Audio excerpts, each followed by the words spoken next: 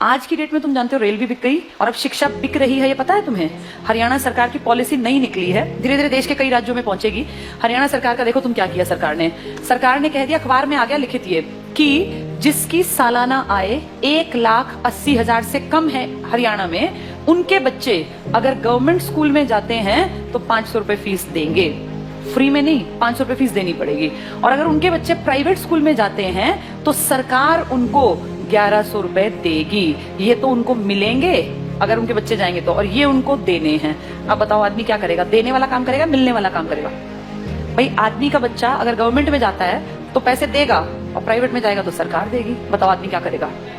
Private भेजेगा, अपने घर से 500 क्यों लगाएगा? एक तो सरकारी, एक तो प्राइवेट। तो आम जो ये गरीब आदमी अपने बच्चे को कहाँ भेजेगा? ये देखो कितनी अच्छी चाल है, अगर तुम्हें समझ में आया तो। ये चल रही है सरकार। 1100 रुपए सरकार कहती है हम भर देंगे आपके बच्चे के, आपको चिंता नहीं करनी। अगर आपने सरकारी में पढ़ाया तो कितने रुपए लेंगे? 500। तो आदमी सोचेगा 2 बच्चे हैं, क्यों 1000 रुपए फूकूं, इससे बढ़िया प्राइवेट भेजूं, सरकार देगी मेरे बच्चे के पैसे, देगी भी सरकार। 1-2 साल बाद क्या होगा? सारे सरकारी स्कूल धीरे धीरे क्या हो जाएंगे? खत्म हो जाएंगे, खाली हो जाएंगे, बिल्डिंग खाली, एडमिशन 0। 1 साल 2 साल 5 साल बाद क्या होगा? सारे एडमिशन 0 0 0। फिर सरकार दिखाएगी बजट में कि तुम घाटे का नुकसान का सौदा है, सरकारी स्कूल बंद पड़े हैं जी, बिना बात इन टीचर्स को हम इतनी सैलरी दे रहे हैं, चपड़ासी रखे हुए हैं, हेडमास्टर है, कोई बेल बजाने वाला है, बच्चा तो कोई आता नहीं।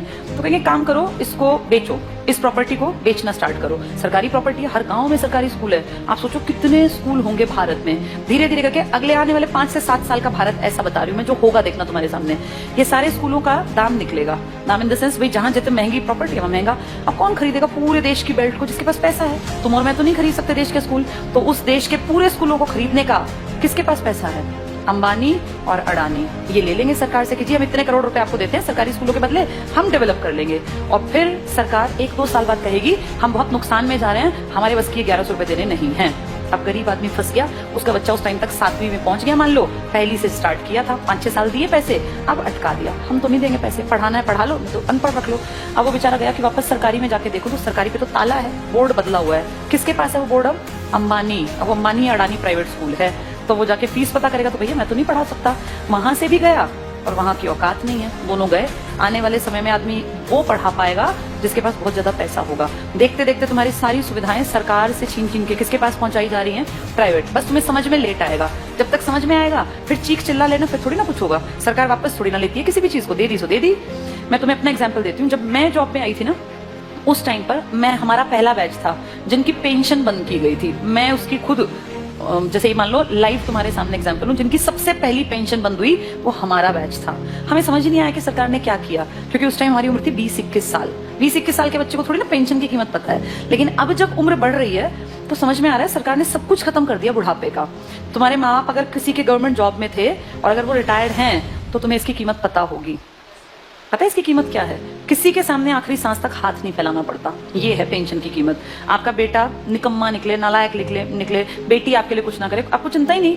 आपकी पेंशन आती है, 5-7 हजार रुपए में झाड़ू पोछा कपड़े बर्तन धोने वाली मिल जाती है। कोई भी एक मेड रख लो, 5-10 हजार की खाने वाली। बुढ़ापे में पैसा बचा के करोगे क्या? अगर तुम्हें सरकार से 35 हजार भी मिलते हैं तो तुम अपने ऊपर खर्च करो ना, क्यों किसी के सहारे बैठे रहना? और जिनके पास पैसे होते हैं ना, बुढ़ापे में वो प्यारे भी लगते हैं सबको। जिसके पास पैसा नहीं है ना, वो बोझ लगता है। फैक्ट है। तुम्हें अपना चश्मा बनवाना है, तुम्हें क्यों बेटा मेरा चश्मा, क्या जरूरत है बेटे की? तुम्हारे पास पैसे हैं, जाओ मार्केट, अपना घूमते फिरते जाओ, अपना टहलते हुए चश्मा बनवा लाओ। ये कीमत बुढ़ापे में जाके अकल आती है। हमारे बैच ने कुछ नहीं किया, मुझे भी समझ नहीं थी, अकल ही नहीं थी। लेकिन अब जब एज बढ़ रही है ना और हम देख रहे हैं दुनिया को, तब समझ में आ रहा है कि सबसे कीमती चीज इंसान के पास बुढ़ापे में पेंशन होती है। मेरे खुद के फादर पेंशनर हैं, तो हमें दिखता है कि पेंशन की जो वैल्यू है ना वो किसी चीज की नहीं है। इतना रखा पैसा आप यूज नहीं कर पाते। महीने के जब वो 30 हजार आते हैं ना, तो आपको लगता है यार मैं तो जब तक जीऊंगा आखिरी सांस तक ये तो आने ही आने हैं, और ये बढ़नी आप फ्री होकर काम करते हैं। लेकिन ये अकल उनको थी जो पेंशन यूज कर रहे थे या बुढ़े थे।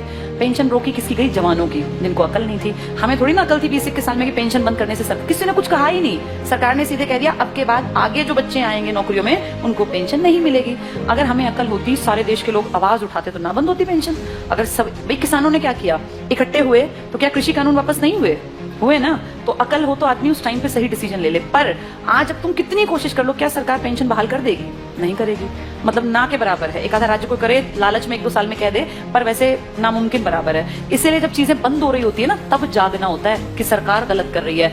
अब सरकार स्कूलों की तरफ गलत कर रही है। इसकी अकल 7-8 साल बाद की जनरेशन को आएगी, जब वो देखेंगे कि पढ़ाने के लिए ना तो सरकारी बचेंगे और प्राइवेट मुंह खोल के पैसे मांगेंगे। अब या तो पढ़ा लो या तो अनपढ़ रख लो, फिर फंसेंगे लोग। प्राइवेटाइजेशन करना गलत नहीं है, लेकिन कुछ फील्ड सरकार को रखने चाहिए जिनमें शिक्षा भी आती है, स्वास्थ्य भी आता है, रेल भी आती है, पब्लिक ट्रांसपोर्ट भी आता है। ये तो हमारी बेसिक नीड है, ये तो कम से कम दो हमें।